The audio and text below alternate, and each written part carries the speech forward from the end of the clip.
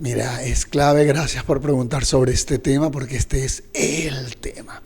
Mira, nosotros todo lo que hemos hecho en las rutas teatrales ha sido con el apoyo de cuatro locales del centro de la ciudad. La Bohème, Mistral, Wilhelmina Café y The Buren han sido un gran soporte para la actividad de nuestro teatro y el desarrollo de los jóvenes artistas locales.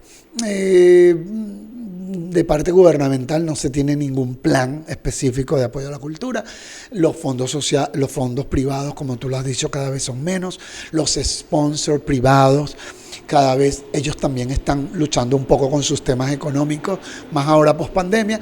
Entonces es una cadena que al final el eslabón más débil es la gente los que hacemos arte, y en este caso las artes escénicas. Entonces yo siempre le digo a todo el mundo, señores que nos están escuchando, empresa privada, organismo del Estado, apoyen, mire, imprimir 100 flyers es un apoyo, con darle like a la actividad es un apoyo, con ayudarnos a difundir la labor. Hay muchas maneras de apoyar para que esto crezca, que no es solamente poniendo dinero. El otro día necesitábamos pintura y le dijimos a una gente, mira, el costo de la pintura es tanto, pero si ustedes tienen pintura, no donan la pintura y ya. O si tienen la gente que va a pintar, no pagan los que van a pintar. Entonces, lo que acabas de decir es clave.